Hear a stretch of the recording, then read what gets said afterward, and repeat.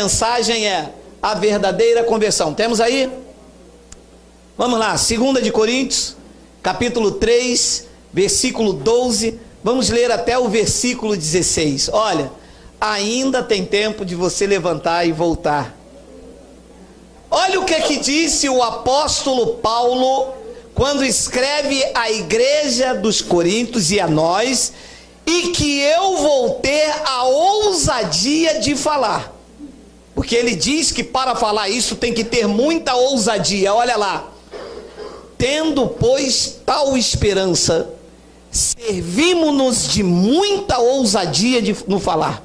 Tem que ter ousadia para pregar a graça de Deus, hein? Senão você se une aí a eles e fica com medo. 13. E não somos como Moisés, que punha véu sobre a face, para que os filhos de Israel não atentassem na terminação do que se desvanecia. 14. Mas os sentidos deles se embotaram, pois até o dia de hoje, quando fazem a leitura da antiga aliança, Malaquias, essas coisas todas, o mesmo véu permanece, não lhes sendo revelado que o antigo pacto, a velha aliança em Cristo, foi removida. Depois ele diz no versículo 15: mas até hoje, quando é lido Moisés, o véu está posto sobre o coração deles. 16. Quando, porém, algum deles se converte ao Senhor, o véu, a lei de Moisés, o antigo pacto é removido. Aconteceu com você. Vamos fazer uma breve confissão. Senhor Jesus Cristo, eu te louvo e eu te exalto, porque tu concede a nós, meros mortais, a fazer uso de uma porção da tua santa palavra. Esta palavra que é viva, ela é eficaz, ela é mais poderosa do que qualquer espada afiada de 2 gumes. Esta manhã é uma manhã de revelação, e eu te peço que tu me uses, porque eu vou usar a tua palavra, vou ter ousadia no falar, e o povo da graça de Deus aqui reunido diga amém. Coloca para mim, por favor, o versículo de número 13. Olha aqui. Algumas coisas não precisam sequer de revelação, basta ler. Agora, ler com calma. Você vê quando você lê um livro de receitas, as mulheres mais antigas, hoje as mulheres novas não fazem mais bolo, essas coisas. Então ela falava assim, 3 ovos, ela parava, pegava os 3 ovos, verificava se estava podre, tirava a gema, com todo esse cuidado. Depois, 2 colheres de manteiga, assim.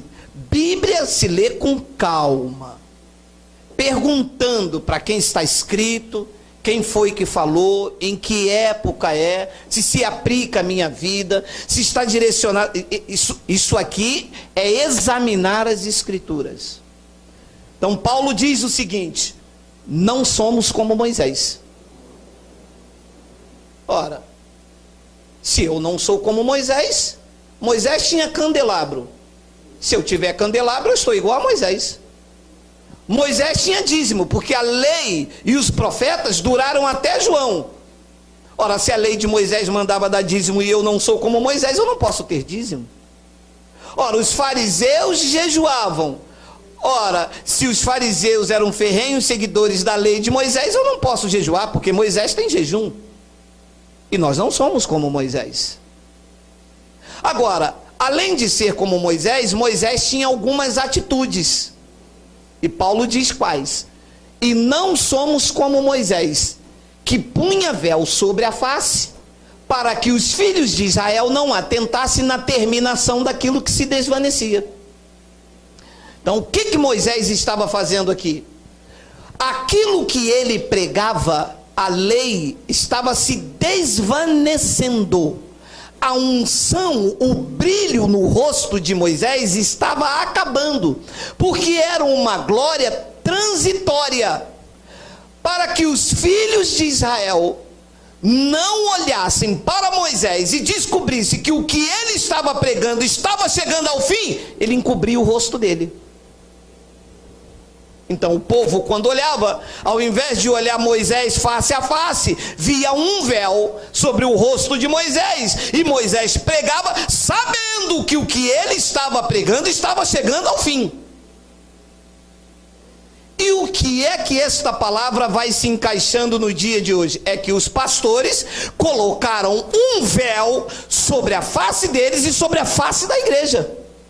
E a igreja não consegue ver que o que eles estão pregando já chegou ao fim. E vão aceitando. Lembra da história da morte na panela? Diz que estavam todo mundo com fome, pegaram uma colossíntridas e fizeram uma caldeirada e tacaram no povo. Alguém lá dentro disse: opa, tem morte na panela. Porque sempre tem alguém atento ao que se prega. Tem sempre alguém lá dentro. É que algumas pessoas ainda não têm ousadia no falar e romper. Porque as pessoas vão assim: e eu vou para onde? E vão aceitando o engano. Mas se o pastor rouba, o problema é dele. E vão aceitando o engano. Mas eu já disse, se o pastor rouba e você está lá, o problema não é do pastor, o problema é seu. Porque se um cego guiar outro cego, cai só um no barranco. Cai ambos. Então, ele colocava um véu sobre a sua face. Quem estava do lado de lá não sabia que o que ele pregava já acabou. Inconsequentemente, o que ele pregava era lançado sobre os filhos de Israel, e aquilo também era um véu sobre as pessoas. Olha o que diz o versículo 14. Mas os sentidos deles se embotaram. Então diz que, como eles não estavam vendo que o que Moisés pregava estava chegando ao fim, os sentidos, a visão deles se embotou. E o que é uma visão embotada? É que você não consegue ver direito. No dia de chuva, um carro que não tem ar-condicionado, os carros antigos, você tem que andar e passar a mão, andar e passar a mão, andar e passar a mão. É assim quem tem visão embotada. Você não sabe o que é certo, o que é errado. Você está fazendo porque você entrou no lugar, viu um pastor, você diz: não, ele é pastor, ele é homem de Deus, eu estou fazendo o problema dele. Mas tem visão embotada, não vê direito, as coisas estão encobertas. Depois ele diz que até o dia de hoje, e olha como esta palavra é atual, porque Paulo escreveu isso mais ou menos no ano 50 e pouco, 45, não sei a data certa. Pois até o dia de hoje, quando eles fazem a leitura da antiga aliança, o mesmo véu que estava no rosto de Moisés, fica no coração do crente.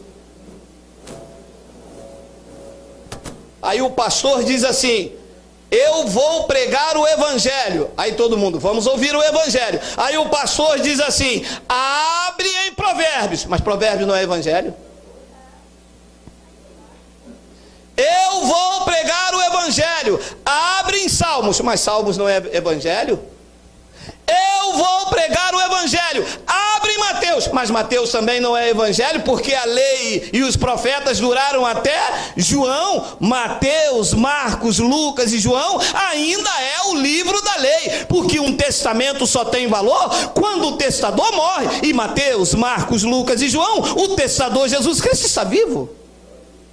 Então evangelho é boas novas. O Novo Testamento começa de Romanos até Hebreus. Então, se alguém falar: eu vou pregar o evangelho, eu vou pregar a nova aliança, ele tem que abrir as epístolas de Paulo, mencionar até as outras cartas para tirar o véu. Diz então que todas as pessoas que fazem a leitura da antiga aliança, sobre o seu coração, sobre o seu entendimento, o mesmo véu que estava em Moisés e estava em filho de Israel, diz que está posto na vida das pessoas. Imagina você entrar numa igreja com 5.000 pessoas, 5.000 pessoas com véu. Olha que igreja grande, olha a igreja abarrotada, ali está o poder de Deus. Não está, é o poder do véu. Que ninguém está vendo absolutamente o Cristo ressuscitado. Se faz a leitura do antigo pacto, lá não está o Cristo ressuscitado. Ali no antigo pacto eles estão em busca do Messias. Este pacto Messias veio em busca de nós. Então, ele diz que o mesmo véu lhes permanece, não lhes sendo revelado que em Cristo aquele véu, a lei de Moisés, foi removida. Então, qual é a pregação que se deve chegar ao ouvido da igreja? Dizer que em Cristo, na cruz do Calvário, toda a lei de Moisés foi removida em Cristo. O que é que os pastores dizem? Os pastores dizem: você tem que jejuar, você tem que batizar nas águas, você tem que ir ao monte, porque isso anula. Ora, meu amado, eu já falei isso aqui 1 milhão de vezes e vou falar 1 milhão de um. O batismo foi até a cruz. Da cruz para cá, o batismo é do Espírito Santo. O que lava o homem não é a água. O que lava o homem é o lavar regenerador do Espírito Santo. Esta água que está aí apresentada como santidade, é imunda, é impura, é cheia de cloro, é cheia de bactéria.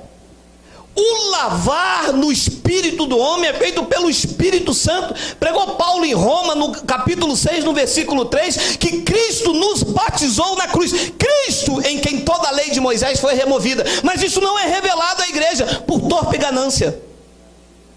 Porque se eu digo que eu batizei você, sou teu pai na fé. Se eu digo que você tem que trazer o dízimo à casa do tesouro, você fica preso a paredes. Mas se eu removo isso, se eu mostro que em Cristo todas as ordenanças, toda a lei de Moisés, toda a cerimônia, todos os objetos consagrados foram removidos, a honra e a glória pertencem a Cristo e não a homens, e eles não querem isso. Depois ele diz no versículo de número 15: mas até hoje, quando é lido Moisés, por favor, atente, Moisés durou até o livro de João, era Moisés. Jesus de Nazaré era judeu. Quando ele fazia uma leitura na sinagoga, ele lia Moisés. Você consegue entender isso com a mente de Cristo? Ele não leu epístola, ele não revelou a Paulo, ele não revelou que na cruz aquilo seria tirado. Quando ele entrava na sinagoga, ele lia a lei. Quando ele se referia, ele dizia: o que está escrito na lei? Como vocês leem? Quando pegaram uma mulher do fluxo de sangue, citaram para ele a lei. Quando o ser lá no monte foi tentá-lo, referiu a ele a lei. Ele vivia a lei. Gálatas capítulo 4, versículo 4, diz que ele nasceu sob a lei para cumprir a lei. Ele não pregava as epístolas, ele não dizia que nele na cruz tudo aquilo era removido, que eles apedrejavam. Então quando você vai tentar tirar o véu de uma pessoa, a pessoa diz assim: mas Jesus se batizou. Mas isto é o véu de Moisés, porque Jesus se batizou, porque ele estava no cumprimento da lei. Quando você diz uma pessoa: não se deve mais jejuar, mas Jesus jejuou, ele jejuou, porque era o cumprimento da lei. Agora ninguém vem até a mim e diz assim: pastor, mas Jesus bebeu vinagre, então vamos fazer um culto para beber vinagre?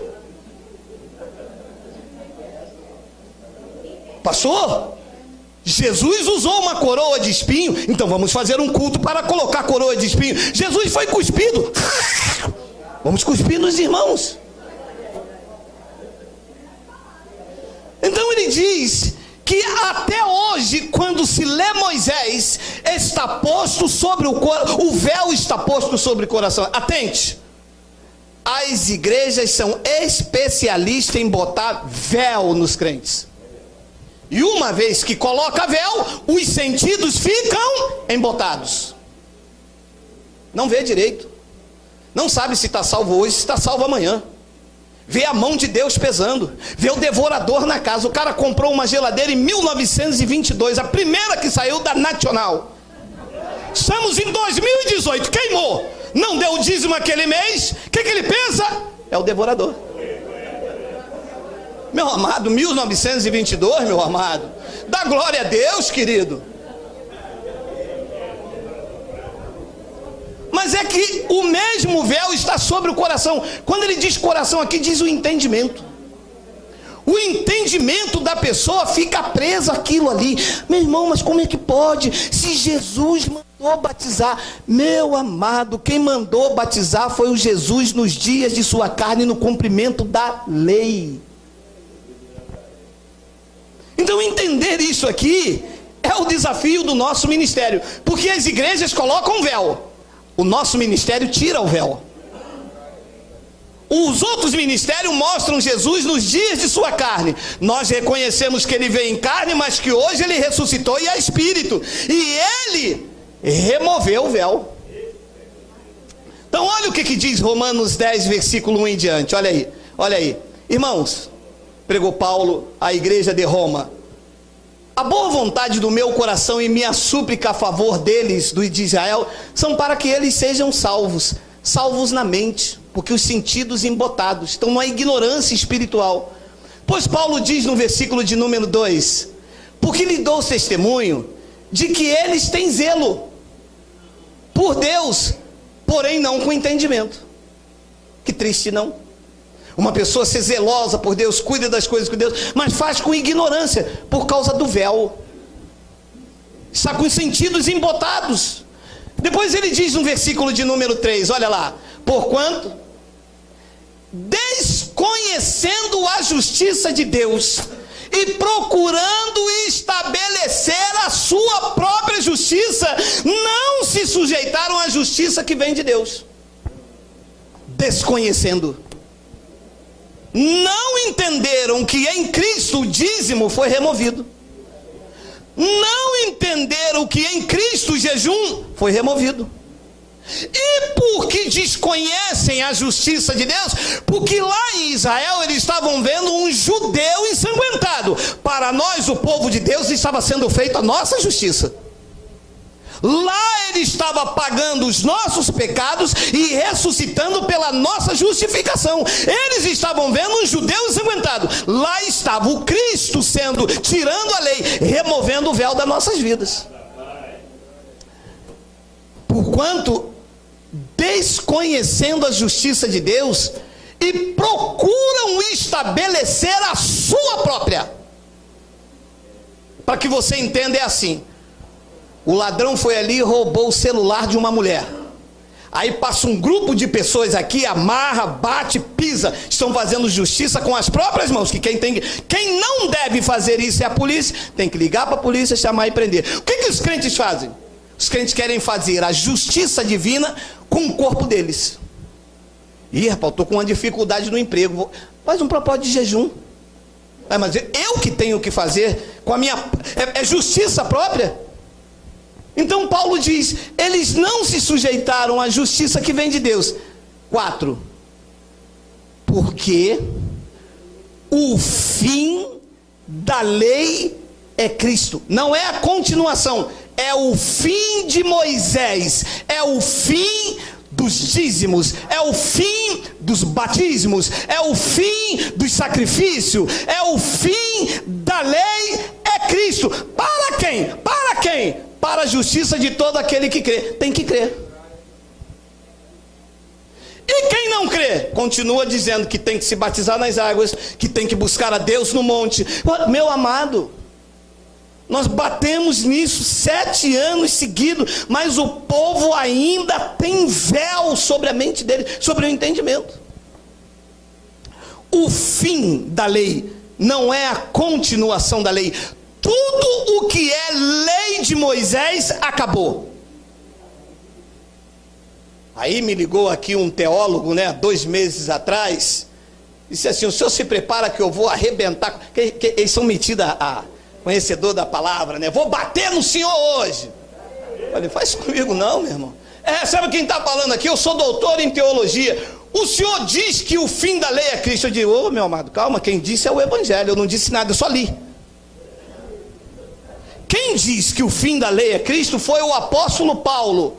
Ele diz: eu sei, mas e as ordenanças de Jesus? O senhor vai querer passar por cima das ordenanças? Eu disse: se o senhor é doutor em teologia, o senhor sabe que não existe mais ordenança para os gentios. Mas o dízimo é um mandamento. Acabou em Cristo. Mas a ceia é uma ordenança. Não é ceia, é Páscoa. E o senhor pode me provar que acabou? Eu disse, ora, você é doutor da lei, você é doutor do sistema e não sabe, tenho eu que lhe explicar, eu vou usar de muita ousadia não falar. E mostrei para ele então Colossenses 2,13, coloca lá, Colossenses 2,13, e a vós outros, que estavais mortos pelas vossas transgressões e pela incircuncisão da vossa carne, vos deu vida juntamente com ele, perdoando alguns dos vossos delitos, perdoou quantos? E qual que a água vai tirar? Qual é o pecado? Qual é o delito que a água da piscina dos pastores vão tirar, se ele já perdoou todos? Todos querem dizer quantos? Aí ele já... Espera aí, eu estou lidando com forças ocultas. Eu já tô sabendo que eu estou me dando com alguma coisa estranha, porque o senhor já está mexendo numa coisa que, espera aí. Eu falei, espera não, que tem mais. Versículo de número 14.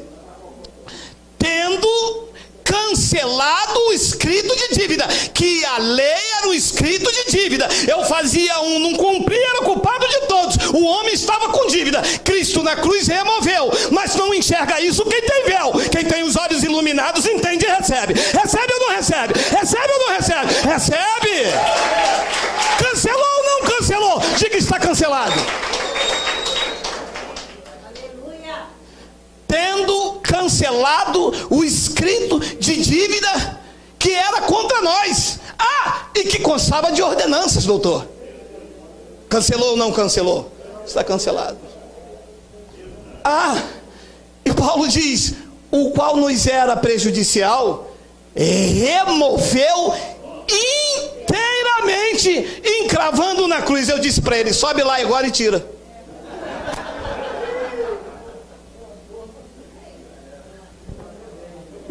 Eu vou analisar isso primeiro e volto a ligar para o senhor mais tarde. Passou 2 meses, talvez esse mais tarde deve durar mais 2. Mas ele estudou teologia 6 anos, não deu tempo de examinar? Ele cancelou o escrito de dívida. Mas isso não lhes foi revelado que em Cristo o escrito de dívida foi removido. A nós foi revelado. Porque nós vivemos a excelência da glória, da graça de Deus. Ora, se não há dívidas, se não há ordenanças, se não há mandamento, o que é que se deve pregar na igreja? A graça de Deus. Deixa eu te explicar uma coisa antes de avançar. Volta lá para mim, Miguel, em 2 de Coríntios 3,15.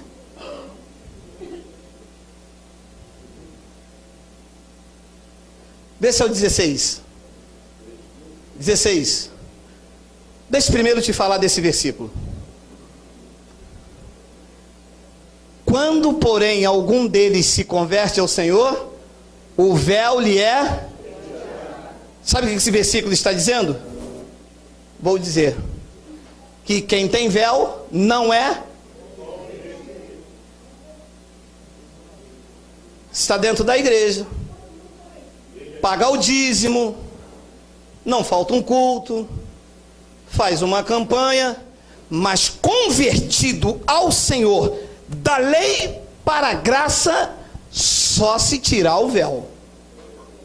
Porque do contrário está numa religiosidade, está convencido de que Deus cura, está convencido de que Deus salva, está convencido de que Deus é bom, mas convertido a uma nova aliança, convertido a uma vida cristã, convertido ao pacto da graça de Deus, disse o apóstolo dos gentios, que só quando o véu é retirado. Foi o que o Espírito Santo fez por te amar de forma incondicional. Ele retirou o véu de você e hoje você vê claramente que em Cristo ordenanças e mandamentos foi removido. Agora você é convertido. Olha você sem véu vendo perfeitamente. Porque isso está claro para mim aqui. Eu leio, eu consigo ler isto.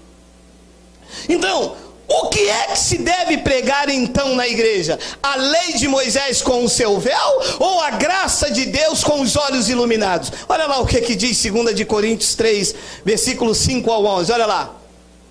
Não que por nós mesmos sejamos capazes de pensar alguma coisa como se partisse de nós. Pelo contrário, a nossa suficiência vem do jejum. Vem. Minha mulher ontem fez a comida que eu mais gosto, angu com quiabo. Eu falei, não como. Amanhã eu vou pregar, eu quero ficar cheio do poder de Deus. Vou mostrar para a igreja a minha suficiência de barriga, roncando, mas eles vão ver o poder de Deus. Sai fora, Estevel, meu amado. Estevel, que impede de ver a perfeição do Evangelho de Cristo, diz que a nossa suficiência vem de Deus. Você recebe? Depois ele diz no versículo 6, olha lá, o qual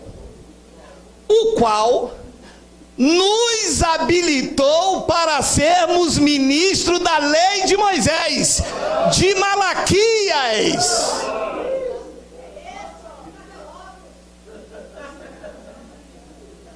Habilitou para quê? Para ser ministro de uma nova aliança. Se eu pregar a velha, não estou habilitado por Cristo. É fácil de entender assim, ou sou eu que estou maluco, estou doidão, que tiro foi esse?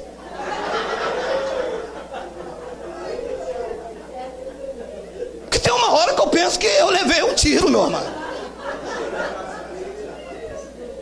Meu amado, se ele me habilitou para pregar a nova aliança, tá eu pregando a velha, eu estou botando um véu em vocês e não iluminando os olhos. Ora, meu amado, eu vou no Detran tirar a carteira de motorista, quero dirigir caminhão, tiro a A, mas a caminhão não é categoria A, deve ser D, né? Ora, como é que eu vou dirigir caminhão? Eu não estou habilitado para isso, embora eu saiba dirigir. Meu amado, quem está aqui habilitado por Cristo tem que pregar a nova. Diga, papai. Ora, o qual nos habilitou para sermos ministros de uma nova aliança, não da letra. A letra aqui, doutor, porque quando você mostra alguma coisa, é isso aqui. Olha, cara, eu vou dizer uma coisa para você, cara. Olha, eu sou filho de baiano, dá vontade de dar um karatê num cara. Não, karatê não, é capoeira. Dá vontade de dar uma capoeira num cara desse. Sabe o que eles me dizem? Mas o que o senhor prega é letra, a letra mata. Não é essa letra. A letra aqui é a lei de Moisés. É ela que mata o crente. É ela que embota os sentidos. É ela que bota o crente por uma vida sacrificial, de pagar preço, de pecado, de condenado, de miserável. Essa é a letra que está matando. Não vai mais, porque a graça vai chegar em cada beco, em cada rua, em cada viela. Não vai matar mais. Ministro de uma nova aliança, não da letra, mas do Espírito. Porque a letra mata, mas o Espírito vivifica. Olha vocês vivificados. Meu amado, quando eu vejo vocês, quando vocês chegam aqui, eu olho para uns assim, uns vieram faltando esse pedaço aqui, que eles devoram.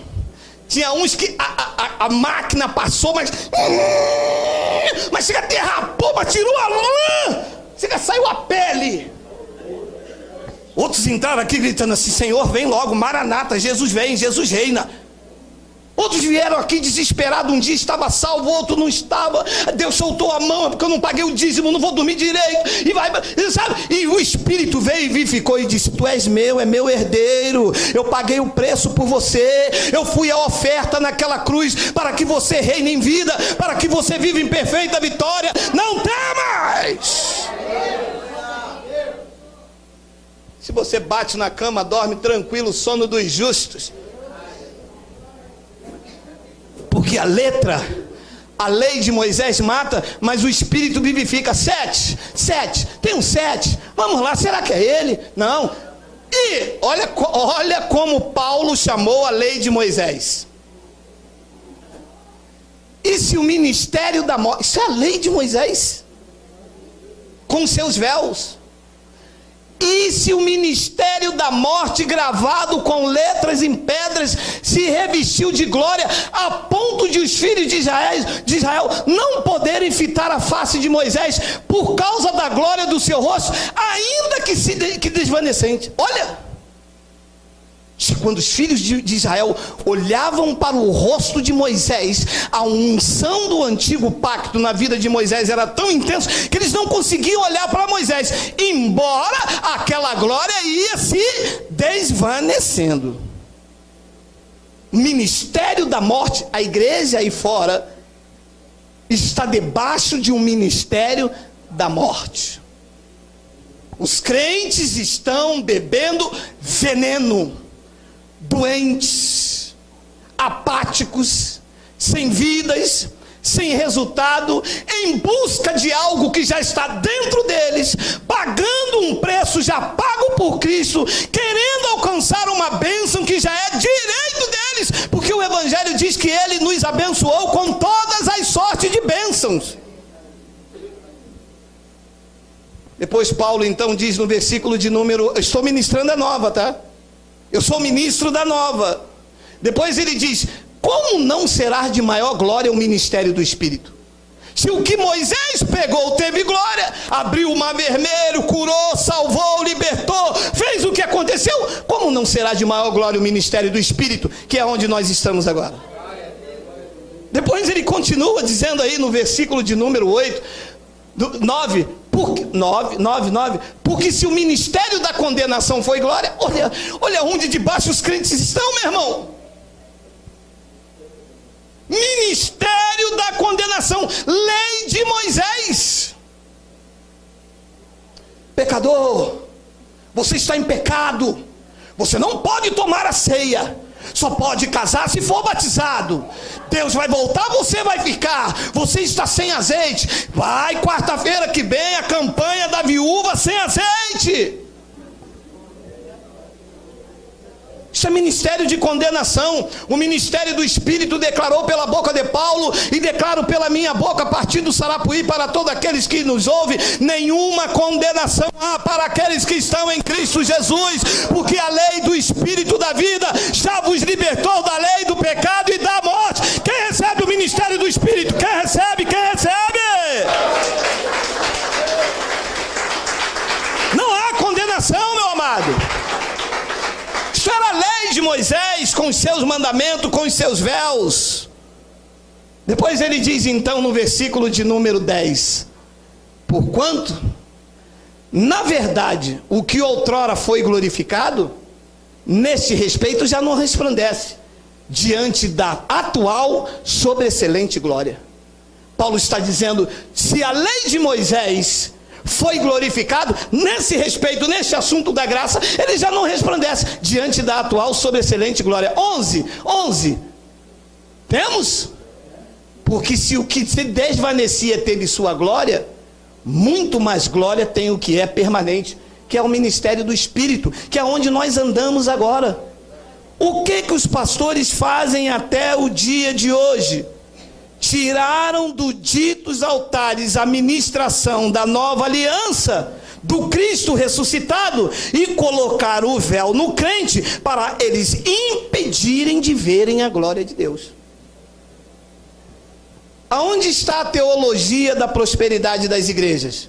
Provérbios. Mas provérbio é a lei de Moisés. Traga o dízimo de toda a tua renda e encherá com fartura os teus celeiros. Estava errado? Não, estava certo, porque dízimo era alimento e enche mesmo o celeiro. Só que diante da sobreexcelente glória, isto já não se aplica mais.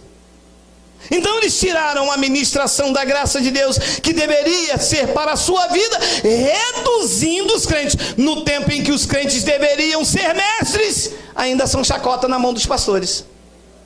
Porque num domingo como esse, a pessoa se reunir, sentar num banco e o pastor chamar você de ladrão, é dose, meu irmão.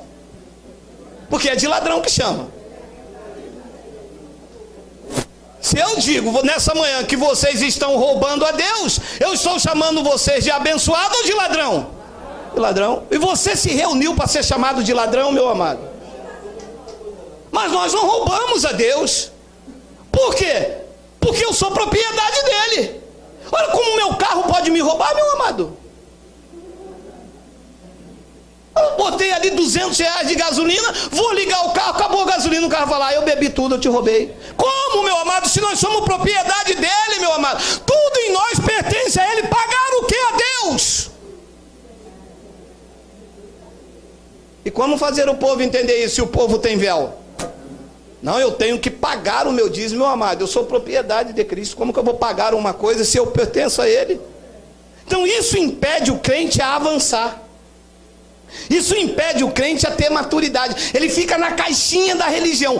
Todo domingo é aquilo. Senta, levanta, senta, levanta. O coral das irmãs, o coral dos irmãos, a reverência. Olha lá, senta, levanta. E é o diabo, é o devorador, é o Zaqueu. E isso aqui não avança. Isso é véu, impedindo as pessoas de verem aquilo que é perfeito, reduzindo a igreja de uma vida de sacrifícios e de barganha. E olha o chamado em Hebreus 6, 1, 3, olha lá, olha lá. Por isso, meu amado, olha esta palavra, meu amado. Meu amado, vocês mandam eu pregar isso aqui, meu amado? Por isso, pondo de parte os princípios elementares da doutrina de Cristo, coloca de lado aquilo que Cristo ensinou lá nos dias de sua carne, era véu. Oração do Pai Nosso, é véu. Pai Nosso que estás no céu, ele não está no céu, ele está em nós. Isso é oração para os judeus disseram, ensina-nos a orar. Paulo pregou na nova aliança e disse, nós não sabemos orar como convém. E Paulo disse, coloca de lado, deixa para lá, vem você também, pondo de parte os princípios elementares da doutrina de Cristo, deixemos-nos levar para o que é perfeito, não lançando de novo a base do arrependimento das obras mortas e da fé de Deus. Dois, não fazendo de novo, como ele diz no versículo 1, o ensino de batismo, de imposição de mãos, da ressurreição dos mortos e do juízo eterno. É para fazer ou é para deixar? E por que a igreja faz? Porque coloca véu. O irmão é novo convertido? Sou. O irmão vai fazer o ensino de batismo. Eu não sei o nome, me perdoem pela internet, chama-se classe catecúbitos. O irmão tem que estudar sobre o batismo, vai fazer um curso, está aqui a apostila. Depois que o irmão se batizar, só aí o irmão é uma nova criatura. Aí o irmão vai poder cear. Aí o irmão vai poder tocar e dar dízimo. Ah, isso é no primeiro dia.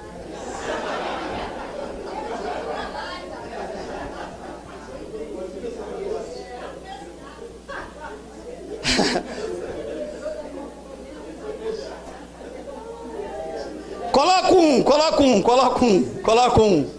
Por isso, pondo de parte os princípios elementares da doutrina de Cristo, aquilo que ele ensinou lá no comecinho, era véu, era leitinho, era o beabá para os judeus. O Espírito da graça diz, vocês colocam de lado essas coisas, e vocês também devem se deixar levar para o que é perfeito. Vocês não devem, estou atualizando o software, vocês não devem colocar de novo na igreja a base do arrependimento de obras mortas. Amado, jejum é obra morta, porque nós não estamos tristes, estamos alegres, porque o esposo está conosco para sempre, não há motivo de tristeza.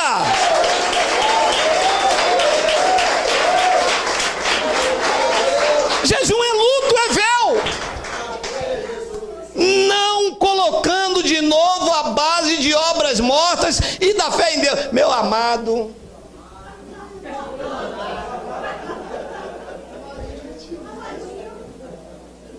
e uma senhora me perguntou assim, o senhor é muito novo para ser pastor, o senhor sabia? Eu falei, sei lá.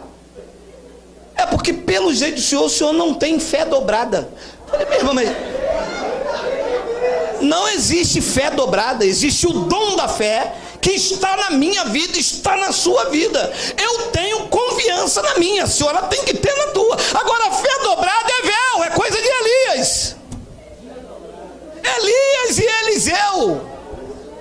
Me dá unção dobrada, me dá fé dobrada. Paulo disse, larga essas coisas para lá. Versículo 2, olha lá. E o ensino de batismo e da imposição das mãos. É para fazer ou é para deixar? Então, se eu chamo no final do culto vocês aqui e digo aqui, vem cá que eu vou impor as minhas mãos sobre você, vem cá para fazer um contato entre Deus e o profeta, meu amado, isto é véu, porque a mão de Deus está na sua vida e ela já basta. Vem aqui diante do altar, que agora você vai fazer um contato com o profeta, e Deus está me mostrando aqui que tem alguém aqui em pecado, e eu vou impor as minhas mãos. Isto é véu. Paulo diz, coloque isso de lado, vocês devem seguir para o que é perfeito, não é para fazer imposição das mãos, nem ressurreição dos mortos, look, e do tal inferno. É o pastor Gabriel, enfim, quem? O inferno. Ah, não é para ficar enfim. Quem vai para o inferno? Não é. Isso não é igreja de inferno, isso é uma igreja de eleitos, de salvos, eternamente salvos, selados, batizados, ungidos, revestidos. Ninguém te separa do amor de Deus, nem morte, nem vida, nem altura, nem os principados. Ele disse aos judeus, pode até servir para nós da palma da mão do Pai, ninguém te arrebata.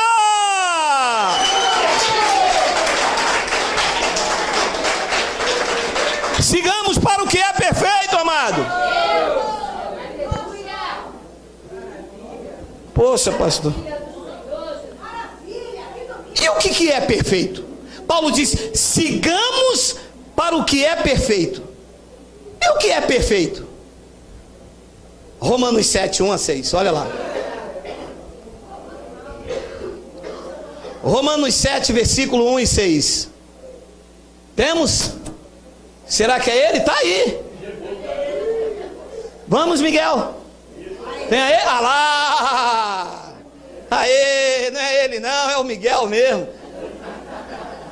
Porventura, ignorais, irmãos, pois eu falo aos que conhecem a lei, que a lei tem domínio sobre o homem toda a sua vida? 2. Ora, a mulher casada está ligada pelo marido enquanto ele vive, mas se o mesmo morrer, desobrigada ficará da lei conjugal. Segura aí. Então Paulo está dizendo, olha, eu sou casado com esta mulher, enquanto esta mulher viver, eu estou obrigado a cumprir a minha relação matrimonial. Uma vez que ela morre, eu estou desobrigado e posso contrair uma nova núpcia. Versículo 3. De sorte que será considerada adúltera, se vivendo ainda o marido, unir-se com outro homem. Porém, se morrer o marido, estará livre da lei e não será adúltera, se contrair novas núpcias. 4. Assim, meus irmãos, também vós morresses relativamente à lei por meio do corpo de Cristo. Vocês morreram para a lei. Sem véu. Vocês estão mortos para a lei. Estão mortos ou estão vivos? Então, se eu pegar você num culto de ceia, você reviveu para a lei. Se eu pegar você se batizando nas águas, você voltou para a lei, você voltou para o véu, você voltou para Moisés, meu irmão. Diga, eu morri para a lei. Assim, meus irmãos, também vós morresse relativamente à lei, por meio do corpo de Cristo, para pertencerdes a outro, a saber, aquele que ressuscitou dentre os mortos, a fim de que frutifiquemos para Deus. Nós pertencemos ao que? Look for me. Se eu pertenço ao que ressuscitou e estou chamando Jesus de Nazaré, estou em adultério espiritual, porque eu pertenço ao que ressuscitou e eu estou gritando: Jesus, ó filho de Davi, atende ao meu clamor. Isto é lei, isto é véu, isto impede você avançar para o que é perfeito. O perfeito é o Cristo ressuscitado, do qual nós pertencemos. Diga ah, papai, diga ah, papai, diga ah, papai.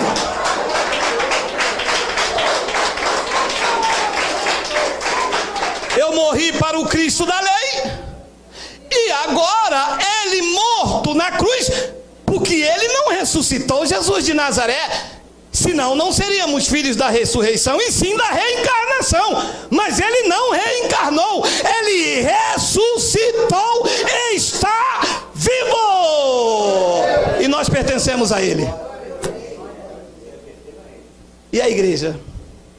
Paulo disse: então você será considerada adúltera, porque morreu o marido lá da lei, e você agora pertence ao que ressuscitou, está contraindo novas núpcias, e ainda chamando aquele que morreu. Já entrou numa igreja assim?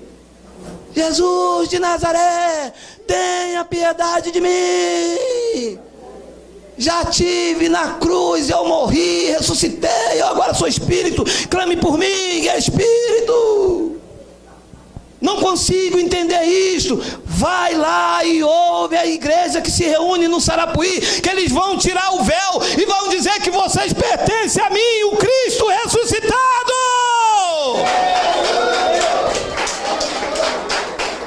Aonde não há condenação, aonde ele te sustenta, aonde ele é o provedor da sua vida, aonde ele derrotou todos os impérios e potestades, o mais valente, o mais poderoso é o Cristo que ressuscitou, do qual nós pertencemos. Paulo disse: se eu estou casado com a da lei e tenho uma nova núpcia, serei considerado adúltero. Mas se esse aqui morreu e eu contraí uma nova núpcia, então estou livre da lei. Nós agora pertencemos ao que? A igreja aí fora ainda está preso ao Cristo histórico. Sua vida espiritual tem como base de referência ao que ele fez, e querem praticar o que ele praticou, casado com o que ressuscitou, e estão então em adultério espiritual, porque eles pertencem agora ao que ressuscitou, mas querem imitar aquele que andou lá em Jerusalém. Paulo diz: então vocês são considerados adúlteros, vocês têm 2 maridos. Isso aqui só entende quem não tem véu. Olha o que Paulo diz no versículo 6, olha lá, estamos em cima da hora. 5, versículo 5.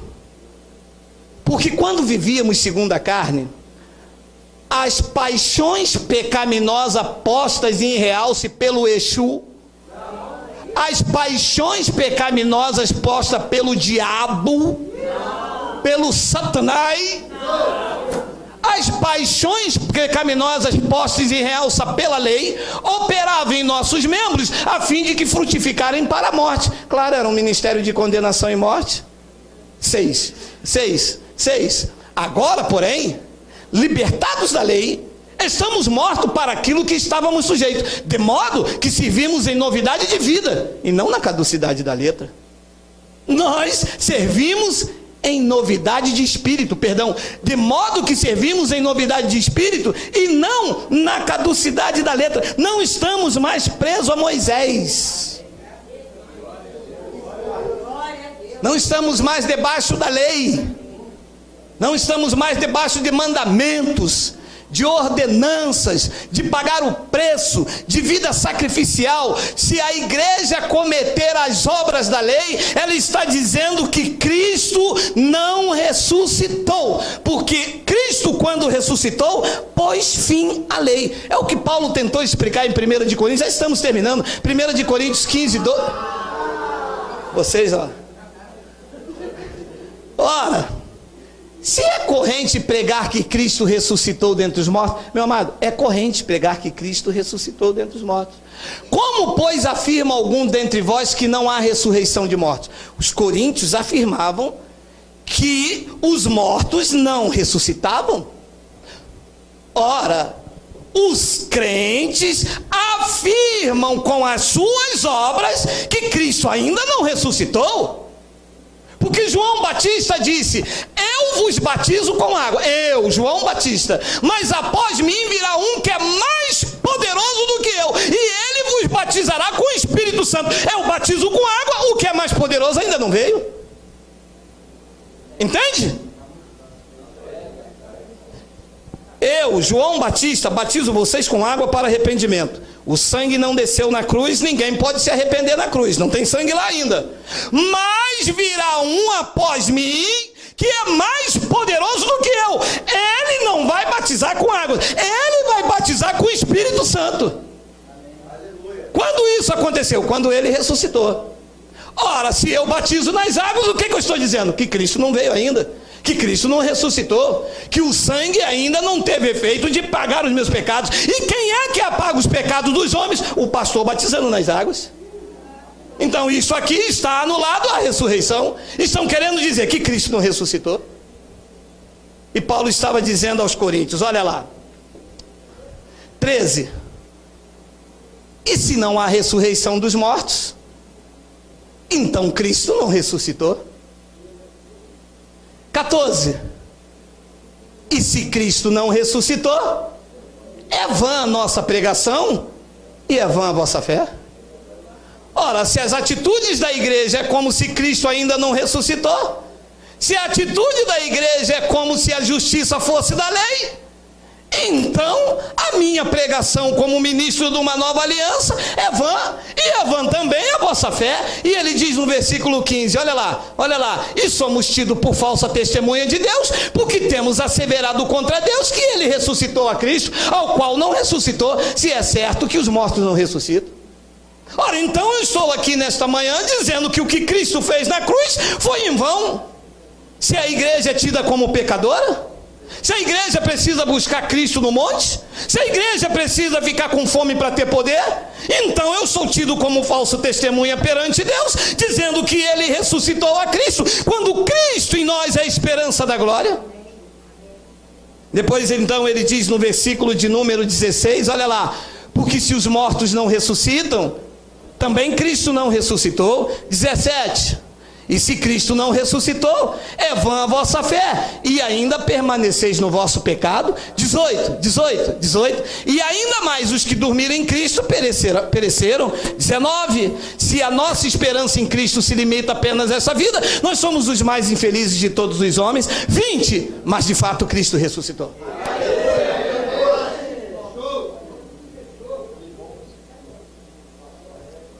Pastores, doutores, crentes pentecostais, pregadores de fogo, canela de fogo, samambaia e creme crack, Cristo está vivo. Ele ressuscitou dos mortos, ele venceu.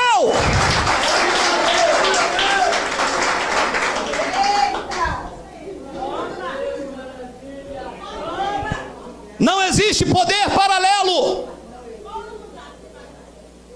não existe condenação, não existe ordenança, não existe mandamento, não existe Páscoa.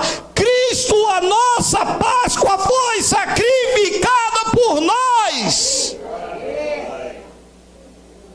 Ele deu a garantia de que viria. Ele disse aos discípulos: vocês façam isso até que eu venha. No terceiro dia o túmulo ficou vazio e nós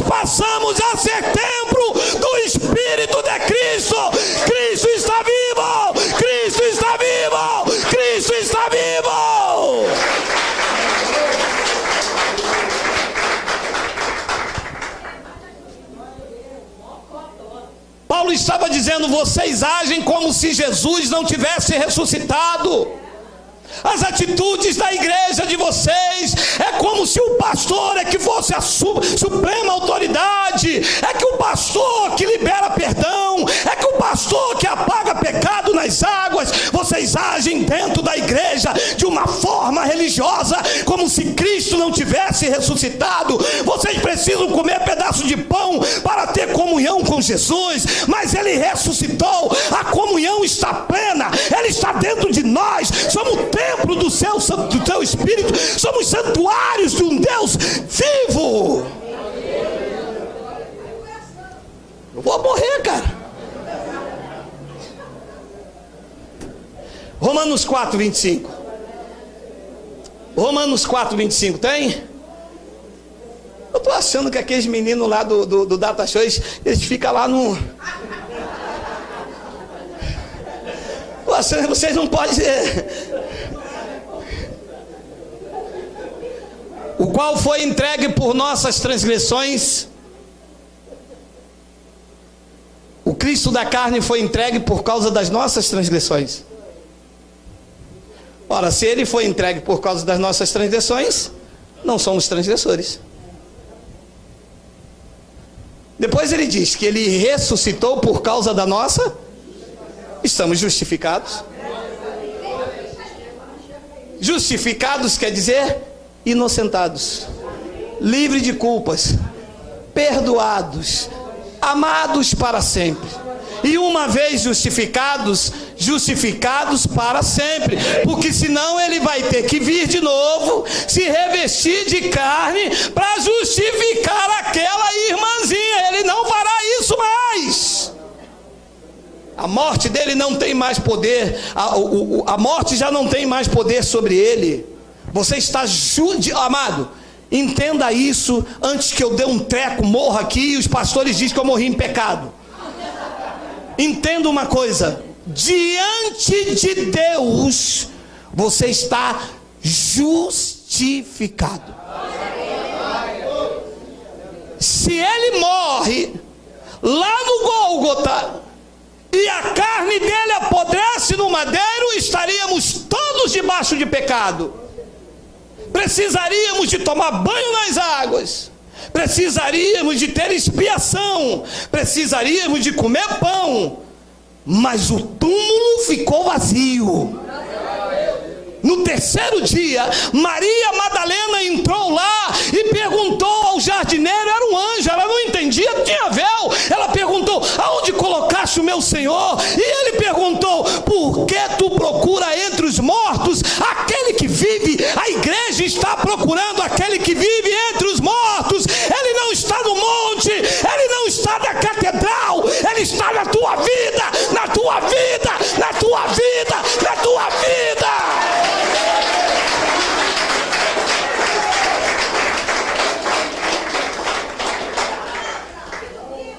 E lá atrás a voz gritou: Maria. Ela olhou para trás e disse: Raboni. Ela correu e disse: não me toques, porque eu ainda não fui para o nosso Pai, o vosso Pai, o meu Deus, mas vai e diga em Jerusalém que aquele que estava morto vive pelos séculos dos séculos, e este ministério declara que o nosso Redentor vive pelos séculos dos séculos. Quem recebe Cristo vivo.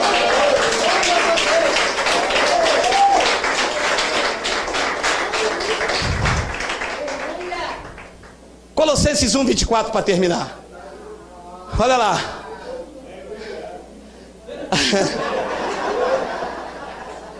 Pastor. Pastor, você quer me colocar véu? Agora, olha, eles não gostam de mim por causa disso. Eles não gostam de mim por causa disso. Olha só, olha o que eu vou ler, ó. Agora, me regozijo nos meus sofrimentos por vós, e preencho o que resta das aflições de Cristo na minha carne, a favor do seu corpo, que é um pedaço de pão. O corpo é um pedaço de pão. A igreja que tem véu acredita. Senhor, isso é o teu corpo. Oi? Isso é véu. Em Cristo foi removido e diz que o corpo dele é esse é o pão. Este é o pão. Esta é a ceia. Este é o alimento puro. Aí vem o teólogo da igreja, né? Sou negão, pequenininho, né, cara? Quarta série primária, não sei ler direito, só sei ler Bíblia, né? Aí eles dizem assim: não, pastor, olha a hermenêutica, olha a exegese. Eu digo, vocês estragaram a igreja com isso. Vocês sabiam disso? Vocês sabiam que vocês gastaram o dinheiro do povo com escola bíblica dominical, dizendo que o corpo de Cristo é um pedaço de pão cheio de fermento? Vocês sabiam isso? Olha lá. Preenche o que resta das aflições de Cristo na minha carne, a favor do seu corpo, que é a igreja. Eu estou tirando o véu, tá? Estou iluminando os olhos. Pão não é corpo de Cristo, coisíssima nenhuma. O corpo de Cristo é a igreja. Versículo 25. Do qual, disse Paulo, me tornei ministro de acordo com a dispensação da parte de Deus, que me foi confiada a vosso favor, para dar pleno cumprimento à palavra de Deus. Versículo de número 26. O mistério que estivera oculto dos séculos e das gerações, agora todavia se manifestou aos seus santos, que somos nós. 27, olha lá, os quais Deus quis dar a conhecer qual seja a riqueza da glória desse mistério entre os judeus, entre os gentios. Isto é, qual é o mistério entre os gentios? Isto é, Cristo no monte, dentro da igreja, do santuário lá em Belém, da catedral em Campinhos, da igreja lá no Brás. Cristo aonde? Diga, Cristo em nós. Diga. Cristo em nós é a esperança da glória. Esse é o mistério que estava oculto.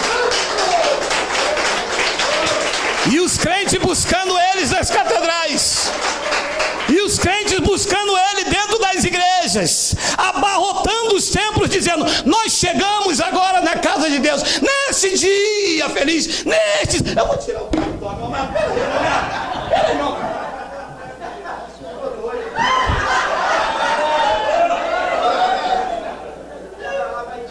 Olha o cabelo de vocês, meu amado. Não é possível, meu amado. Meu amado, é Cristo. Meu amado, você não entende? Cristo está em nós. Cristo é Deus. Aquele Espírito que pairava sobre o abismo está dentro de você. Aquele que diz: as estrelas saem, está dentro de você. Aquele que disse: haja luz, está na tua vida.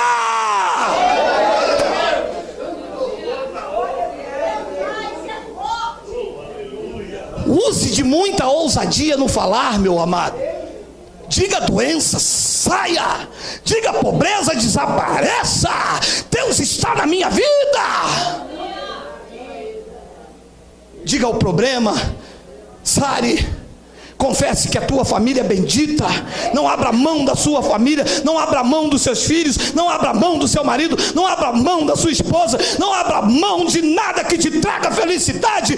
Cristo em nós é a esperança da glória. Eu quero ouvir alguém dizer: Abba, Pai, glória a Deus, aleluia.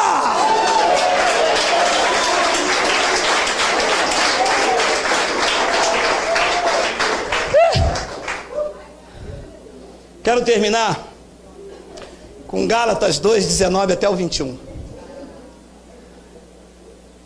Porque eu, mediante a própria lei, morri para a lei.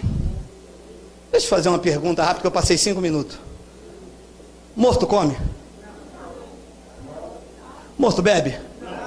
Morto anda? Morto aperta a mão? Então, se você está morto, você não pode estar na lei. Não, eu vim visitar aqui o ministério, hoje é dia de jejum e consagração, e eu vim visitar aqui. Então, você não morreu para a lei. Você foi ferido pela lei. Agora, se você morreu para a lei, a pessoa vai dizer, vamos lá na minha igreja que hoje é consagração e jejum. Responde, estou morto. Estou mortinho para a lei, meu amado. Porque eu, mediante a própria lei, eu morri para a lei. Com que finalidade que vocês morreram para a lei? A fim de viver para Deus. Eu estou crucificado com Cristo. O véu foi retirado. Depois ele diz no versículo 20: logo, já não sou eu que vive, mas Cristo vive no monte. Cristo vive lá na minha igreja, eu vou lá buscar ele, é hoje. Isso é véu, tá? Logo, já não sou eu quem vive, mas Cristo vive em mim. E esse viver que agora eu tenho na carne, eu vivo por obras, por sacrifício. Então, vai, por um sacrifíciozinho só umzinho, pequenininho só, um Isaaczinho, um Jacó pode. Só um Jacó, só um sacrifíciozinho, só o teu tudo. Não vamos viver pelo seu tudo. E esse viver que agora eu vivo pela fé no Filho de Deus, que me amou e a si mesmo se entregou por mim. Meu Deus, meu irmão, meu Deus, eu não valia nada, eu não prestava, eu era o mais miserável de todos os homens, bêbado, bebia de manhã até a noite, eu era chamado do Bob Esponja do bar, eu acabava com tudo, eu bebia tudo, eu cheirava tudo, mas ele me quis você com os seus defeitos, com as suas imperfeições, com os teus achismos, com os teus porquês. Você não fez nada por merecer. Ele disse: eu quero você, eu quero você, eu quero você, eu quero você, eu te amo, eu me entrego por você, e quando eu ressuscitar eu justifico vocês estão livres, perdoados, selados, salvos eternamente pelo único, bendito e soberano Rei de reis e Senhor dos senhores. Graças a Deus.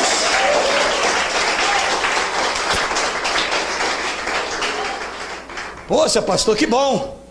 O senhor me espera aí que durante a semana eu vou lá na minha igreja pegar a carta de recomendação e trazer para cá. Fique por lá, isso é véu. Nós não precisamos de carta de recomendação. Nós somos a carta escrita pelo Deus vivente. Isso é coisa de homem, isso é coisa de placa, isso é coisa de denominação, isso é coisa de convenção. O que está escrito em você não foi o carimbo de um pastor presidente, é o selo do Espírito Santo. O que foi escrito em você não foi escrito por uma caneta pastoral, foi escrita pelo Deus vivente. Ele imprimiu na tua mente a lei dele e escreveu no teu coração. O véu foi retirado, você agora consegue ver de glória em glória, você consegue ver perfeito que ele se entregou por você sem nada te pedir de troca. Ele te amou e se entregou por nós. E eu termino então com o versículo de número 21. Tem o 21? Eu não anulo a graça de Deus. Pois se a justiça é mediante a lei, segue-se que morreu Cristo em vão. Para nós, não foi em vão. As conquistas na cruz do Calvário diz direito a nós. Se é pelas minhas obras, Cristo morreu em vão. Se é pela lei de Moisés, segue-se que morreu Cristo em vão. Mas não foi pela lei, é pela graça, é pelo favor imerecido. Você não tinha nada para oferecer a Ele. Ele disse: é este que eu quero, para que ninguém se glorie diante de mim. Você não tinha nada para dar, mas Ele não te escolheu por aquilo que você tinha a dar a Ele. Ele te escolheu por aquilo que Ele poderia dar a você. Ele deu a você o favor imerecido, o direito de viver como cabeça, o direito de ter uma família bendita, o direito de viver e usufruir dos benefícios conquistados por Ele na cruz. Se você recebe, e eu creio que recebe, nesta manhã o véu foi retirado. Diga glória a Deus. Vamos ficar de pé.